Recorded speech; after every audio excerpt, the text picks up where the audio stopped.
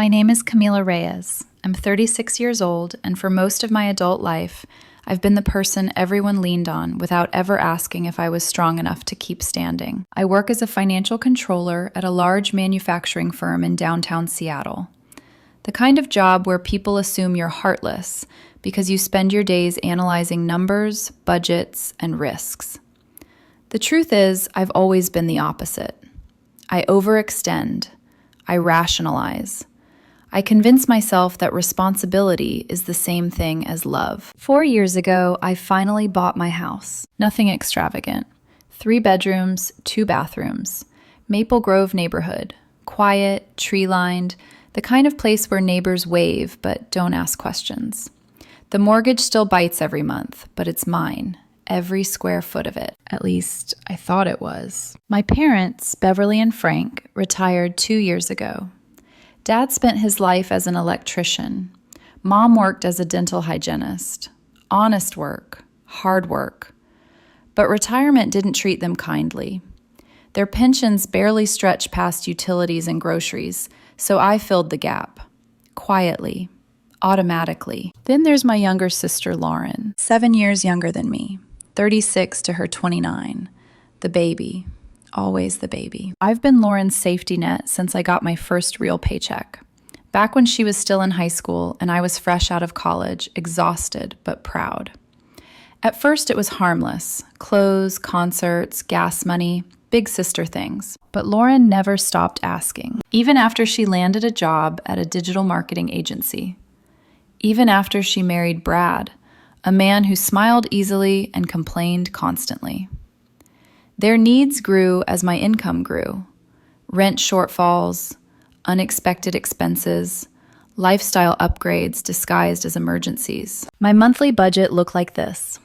Mortgage, parents' utilities, parents' groceries, Lauren and Brad's rent, Lauren's extras. I was supporting 4 adults, and somehow I convinced myself that was normal. 3 months ago, Maple Grove started changing. Packages disappeared from porches. Mrs. Patterson's garage was cleaned out. The Thompsons lost bikes and lawn equipment. Everyone blamed the neighborhood changing. But the truth is, danger doesn't always come from outside. I called Secure Home Solutions after a coworker recommended them. The technician, Victor, mid-40s, calm, precise, walked me through options. Basics or full coverage, he asked. What's full? I said. He smiled. Cameras around the perimeter, motion sensors, interior cameras in shared spaces, cloud storage, live access from my phone. Do it, I said without hesitation. 8 cameras, 4 outside, 4 inside. I didn't announce them to my family. Not because I was hiding anything, just because it never occurred to me that I needed to. Cameras felt like smoke detectors, functional, invisible. 2 weeks after installation, I came home on a Tuesday night and felt it. That sensation that the air has been disturbed. My coffee mug wasn't where I left it. The couch pillows sat differently.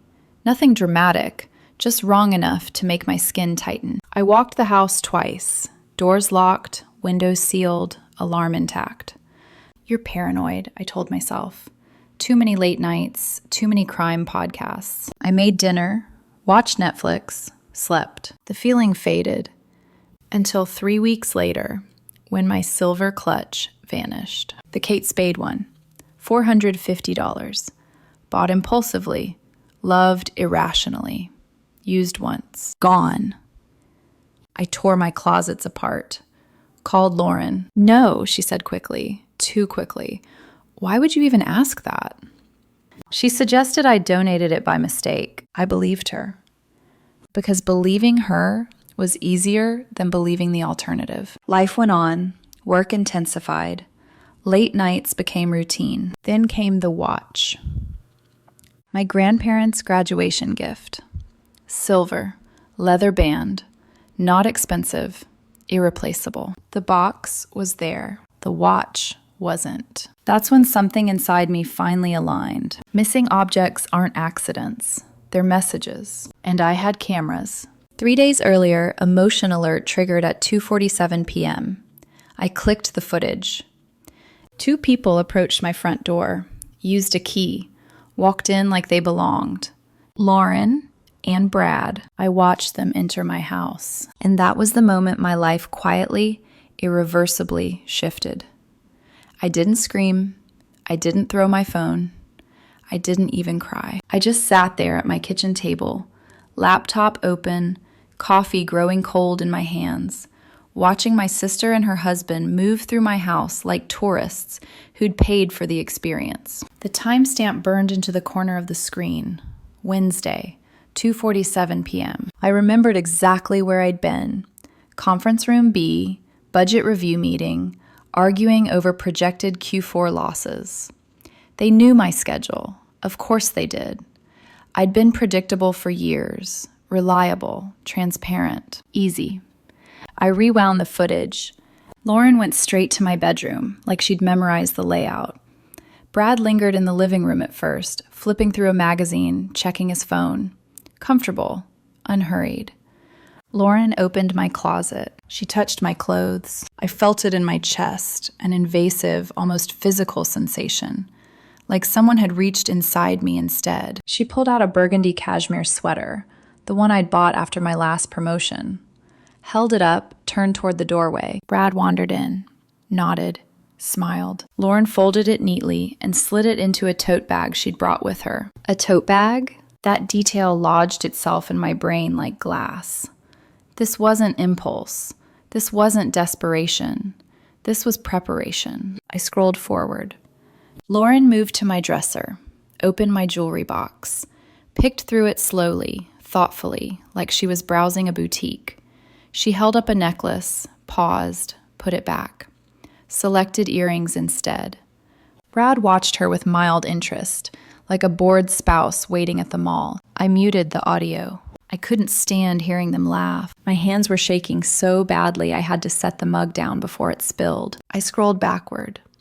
2 weeks earlier, same time of day. This time, they stayed longer. Lauren went into my home office, opened the desk drawer where I kept the watch box, lifted the lid. I watched her expression change, something between recognition and satisfaction. She called Brad over. He leaned in, examined the watch, nodded once. Lauren dropped it into her purse. No hesitation, no guilt, just entitlement. I scrolled again. 3 weeks earlier, the day I'd come home and felt that wrongness in the air. They'd been there over an hour. Lauren rifled through my bathroom cabinets, my kitchen drawers, took a bottle of Chanel perfume, Clinique makeup, a pair of Nike running shoes I'd worn exactly twice. And then there it was. 6 weeks back, the silver clutch. Lauren stood in front of my full-length mirror, posing with it, adjusting the strap, turning side to side like she was deciding if it matched an outfit. Brad gave her a thumbs up. Into the tote bag it went. I closed the laptop. Then I opened it again, because denial had finally died, and something colder had taken its place. I made a spreadsheet. Date, time, items taken, estimated value. By the time I finished, my throat felt raw, like I'd been screaming even though the house was silent. 12 visits. Jewelry, clothes, electronics, wine, my Napa Valley Cabernet I'd been saving for a milestone birthday I hadn't even decided on yet. Over $8,000. That night, I didn't sleep. I sat on the couch, lights off, watching footage like it might change if I stared hard enough. Like the ending might rewrite itself if I caught something I'd missed. It didn't. By morning, my grief had calcified into resolve. I called Lauren. "Hey," I said, keeping my voice light, professional. "You and Brad want to come over for dinner tomorrow night? I feel like we haven't caught up." She sounded pleased, relaxed. "Sure, what time?" 7. "Perfect, I'll bring dessert." I almost laughed. They arrived exactly on time. Brad held a tiramisu from Whole Foods. Lauren hugged me, commented on my hair, stepped into my house without hesitation. I watched her eyes flick briefly to the new laptop bag by the door. Michael Kors, 2 days old. Halfway through dinner, my appetite vanished. "Some of my things have gone missing," I said. Lauren froze mid-bite. Brad stared into his wine glass. "Missing?" Lauren repeated. What kind of things? My silver clutch, Grandma's watch, some other stuff. She exhaled, visibly relaxing. Oh, Camila, you're always misplacing things. You work too much. Brad chuckled. Remember when you thought you lost your keys and they were in the freezer? That happened once, I said. And I was 22. You probably donated it, Lauren said gently. You did that big spring cleaning last year. I slammed my fist on the table. The sound cracked through the room like a gunshot. I know it was you. Lauren's face flushed red. What? I know you've been coming here while I'm at work. I know you've been taking my things. Brad leaned back in his chair, smiling. You got proof of that? The smugness in his voice made my skin crawl. I want everything back, I said. Everything, or I call the police. They looked at each other. Then they laughed. You'd call the police on your own sister? Lauren said. You won't do that, Brad added. And even if you did, so what? You can afford it. You should have been helping us more anyway. Helping? I repeated. Brad shrugged. I got laid off 2 months ago. My stomach dropped. You didn't tell me. Why would we? Lauren snapped. So you could lecture us? We managed, Brad said. Family shares. Get out, I said quietly. They left laughing. The second the door closed, I called my mother. Lauren and Brad have been stealing from me. Silence. Then Beverly's voice hardened. You will not involve the police. That's family business. They robbed me. Your sister earns less than you, she said. You flaunt expensive things. Can you blame her for being tempted? I stared at the wall, stunned. If you go to the police, she continued, your father and I will cut you off completely. She hung up. I sat there, realizing something essential had broken. This wasn't a misunderstanding. This was a system, and I was done being the fuel that kept it running. I didn't clean the dishes that night. The spaghetti sat congealing in the pot. The tiramisu Lauren brought stayed untouched in its plastic container, like evidence I couldn't throw away yet. I moved through the house in a slow haze, lights still on, heartbeat still too loud. My mother's last words kept replaying in my head. You will not involve the police. We will cut you off, as if I were the criminal for refusing to be robbed. I sat at my desk in the home office, the same desk Lauren had opened like she owned it, and pulled up every clip again. Not because I needed confirmation, because I needed control. If I was going to do this, I had to do it clean, documented, unarguable. I exported the footage one incident at a time. Lauren and Brad arriving, using the key, entering without hesitation, leaving with tote bags heavier than when they arrived. I stitched the clips together into a single video, a timeline of betrayal. Every time I watched Lauren disappear into my bedroom, my throat tightened like I was swallowing something sharp. Every time Brad grinned, every time he looked around my living room with that relaxed, entitled boredom, I felt something inside me harden. When the edit was done, I attached my spreadsheet as a PDF. Date, time, items, value, 12 incidents, over $8,000. Then I typed a message. Not emotional, not messy, just a boundary. Finally spoken in a language they couldn't twist. Return everything you took or pay me $8,000. You have 1 week. If you don't, I go to the police. I sent it to Lauren, to Brad, to my parents. For a moment, there was silence. Then my phone exploded like I'd lit a fuse. Lauren's first text came in all caps. You filmed me without permission. That's illegal. Another followed immediately. I'll sue you. You're sick. Brad's message was shorter, nastier. You're really going to ruin your sister's life over some stuff? My mother's texts arrived like a sermon written in rage. How could you do this to family? Your father can't sleep because of you. You're tearing this family apart. You always think you're better than everyone. I stared at the screen, numb. They weren't apologizing. They weren't asking what they could do to fix it. They were attacking the camera, the boundary, the consequences, not the theft. That's when I understood something I'd avoided for years. They didn't see me as a person with limits. They saw me as a resource. And resources aren't supposed to say no. The next morning, I called a locksmith. He arrived at 8, a broad-shouldered man with quiet eyes and a heavy toolbox. He didn't ask why. He didn't need to. People don't replace every lock on their house because life is going well. 3 hours and $450 later, every lock was changed. When he handed me the new keys, they felt strangely heavy in my palm, like I was holding a new version of my life.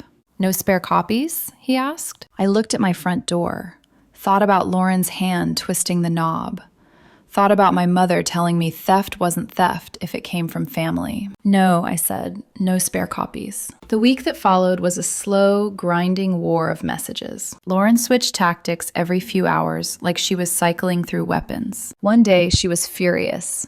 "You're a pathetic witch. You're spying on us like some psycho." The next day, she was pleading. "I'm your baby sister. Doesn't that mean anything?" Then she'd go right back to rage. "I hope you're happy being alone in that big house." Brad stayed consistent. He was a blunt instrument. "You're selfish. You always thought you were better.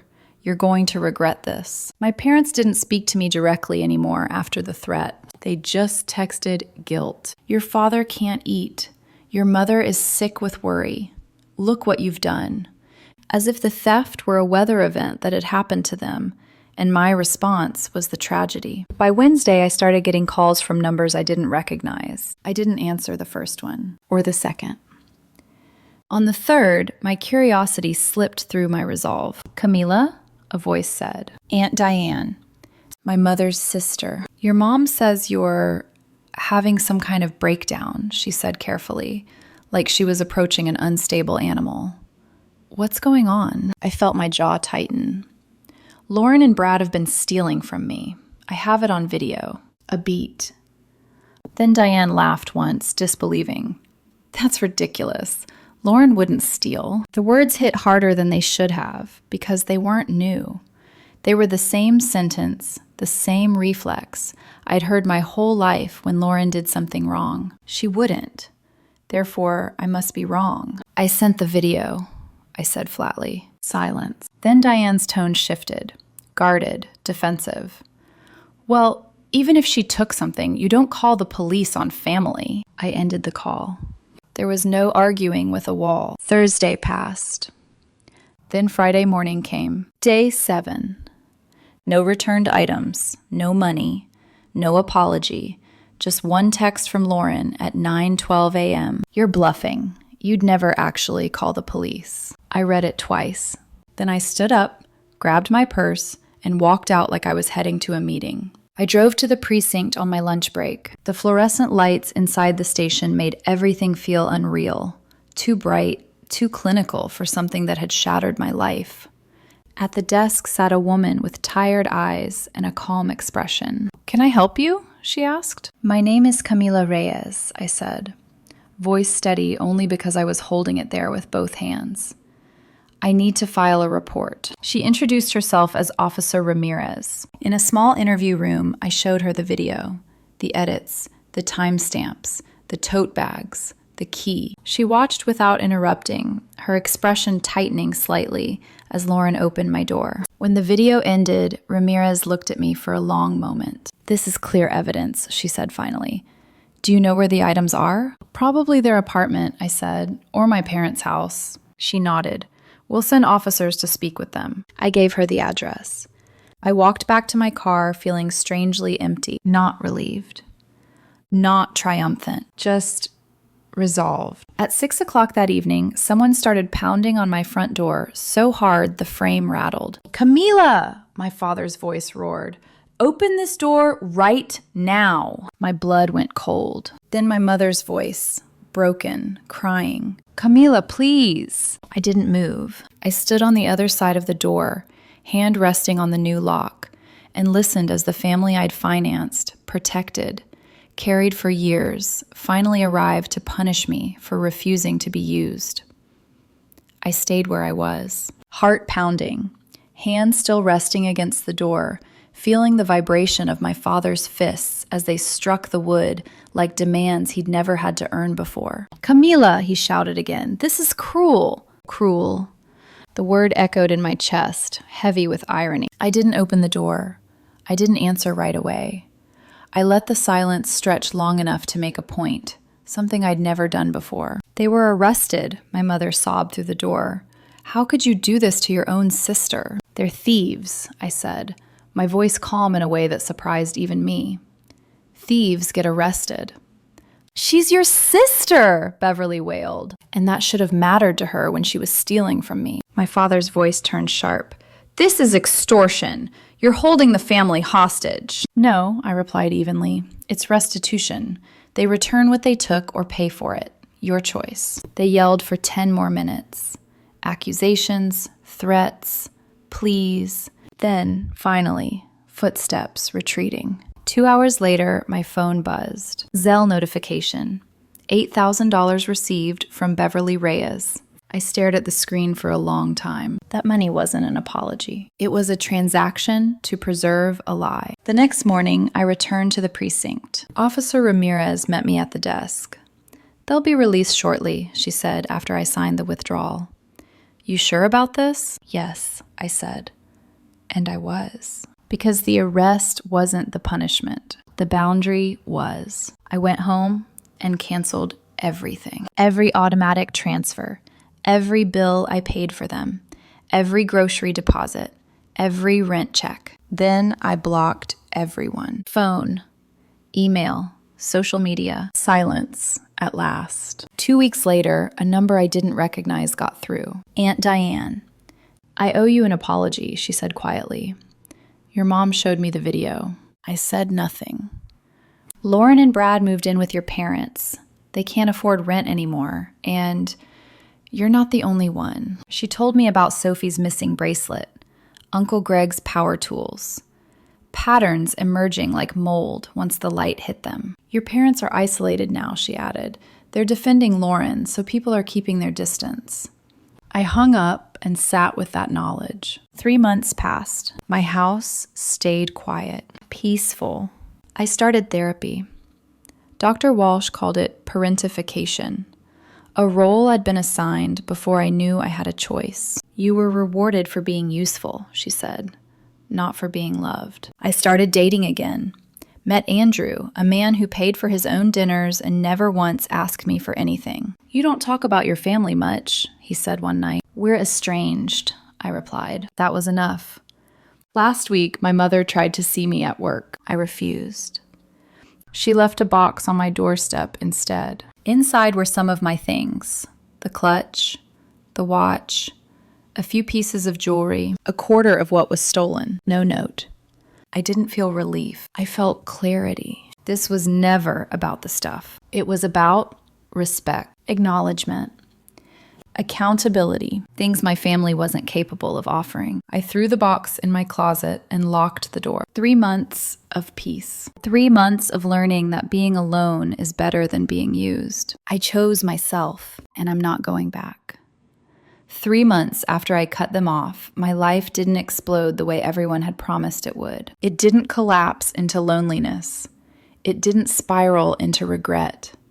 It didn't punish me for choosing myself. It simply softened. The house felt different. Still quiet, yes, but not empty, not tense. There were no half-finished conversations hanging in the air. No sense that something might be taken from me when I wasn't looking. I could leave a room and trust that it would look the same when I came back. That kind of trust changes how you breathe. At first, I kept expecting to cave. Every time I saw a mother and daughter laughing together at a cafe. Every time a coworker mentioned Sunday dinners or family vacations. Every time I passed the photo frame on my bookshelf I hadn't yet had the heart to put away. The guilt would rise, sharp and familiar. Was I too harsh? Was there another way? Did I really need to go that far? Then the memories would answer for me. Lauren laughing at my dinner table. Brad's voice telling me I should have given them more money. My mother defending theft as temptation I'd invited. The guilt never stood a chance against that. Work improved in ways I hadn't anticipated. Without the constant emotional drain, I focused better, spoke up more in meetings, took risks I'd avoided before, not because I wasn't capable, but because I'd always been tired. Carrying people who refuse to walk on their own does that to you. 2 weeks into the silence, my manager pulled me aside. "You seem lighter," she said, studying me. "Whatever changed? Keep it. I smiled, but didn't explain. Some things don't need defending. Aunt Diane became my only window into what was happening on the other side of the boundary. I never asked for updates, but she gave them anyway, carefully, like she was testing whether I'd flinch. Lauren found a job at a call center, part-time, minimum wage. Brad was still unemployed. They're all living with your parents now, Diane said during one call. It's tense. I imagined my childhood home crowded with resentment and unspoken blame, and felt something close to relief that I wasn't there to absorb it. Your mom started working part-time, Diane added quietly. Target. And your dad's picking up whatever handyman jobs he can. That one hurt. They were in their 70s. I'd never wanted that for them. But then I remembered the choice they'd made. They'd chosen to pay $8,000 to keep Lauren out of jail instead of demanding accountability. They'd chosen to threaten me instead of protecting me. They'd chosen the lie over the truth. This was the cost. Do you think, Diane asked one afternoon, hesitant, that it's been long enough? I closed my eyes. I supported them for years, I said, and what did I get? Silence. I got robbed, I continued. Then I was told I was crazy for being upset about it. She sighed. I understand, but I could hear it in her voice. She didn't. Not fully. No one does until they're the one being bled dry. 2 weeks ago, a letter arrived, actual mail, because I'd blocked everything else. Lauren's handwriting. I stared at the envelope for a long time before opening it, already bracing myself for manipulation disguised as remorse. Camila, I'm sorry. I know what we did was wrong. Brad convinced me you had so much that you wouldn't even notice. I was jealous of your house and your things, but that's no excuse. I'm working now, trying to pay Mom and Dad back. It'll take years. I don't expect you to forgive me. I just wanted you to know I'm sorry. Lauren. I read it 3 times. The apology was there, but so were the conditions. Brad convinced me. I was jealous.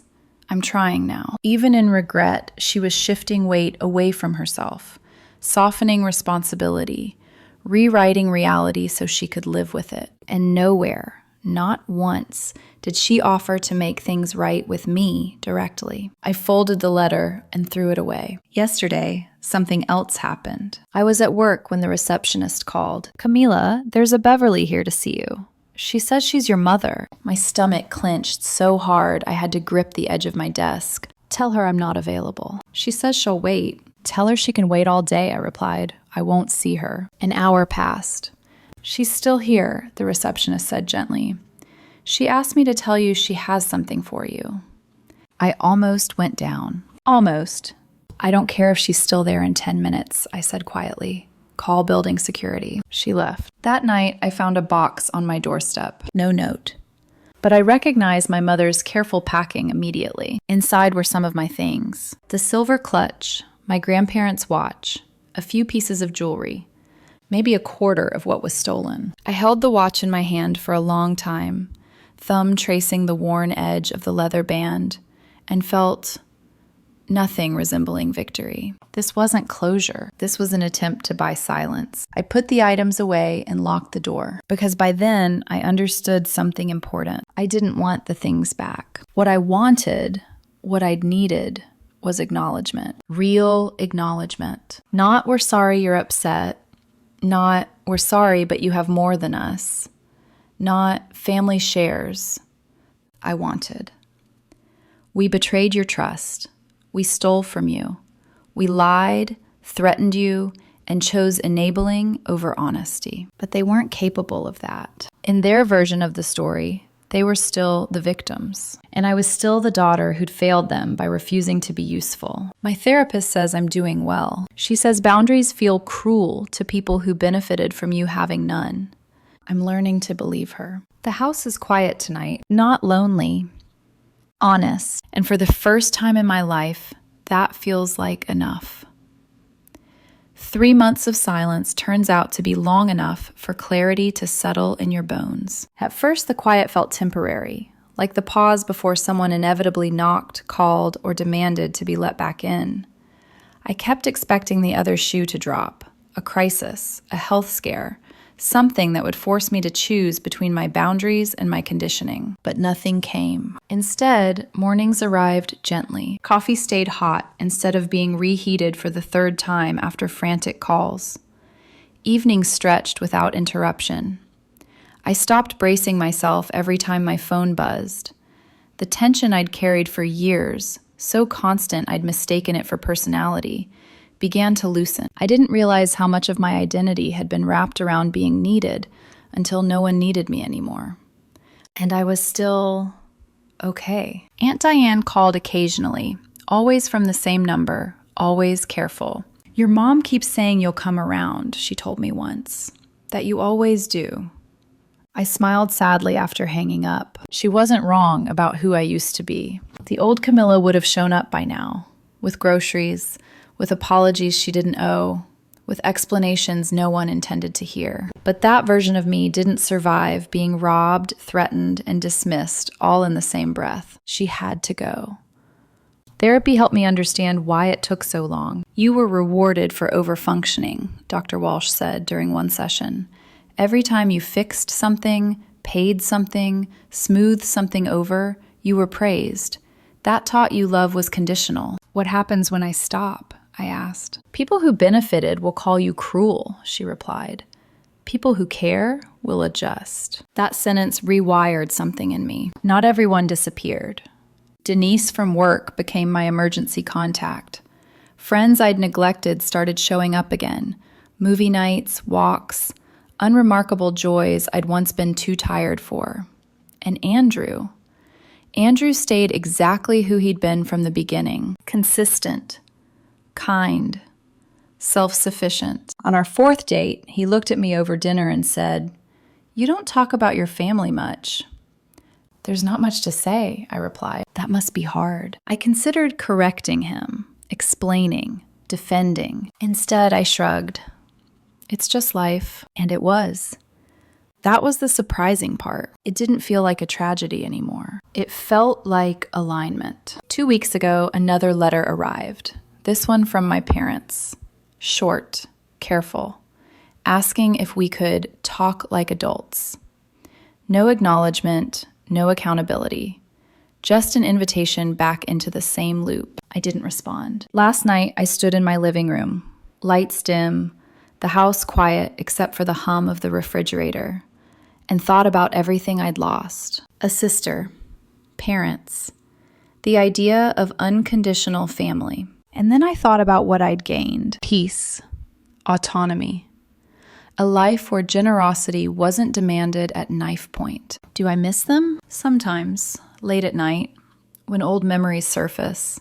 Dad helping me with algebra, Mom braiding my hair, Lauren wobbling on her first bike while I ran alongside her, terrified she'd fall. Those memories still matter, but they don't outweigh reality. When forced to choose between their daughters, my parents chose the one who stole. When forced to choose between accountability and comfort, they chose denial.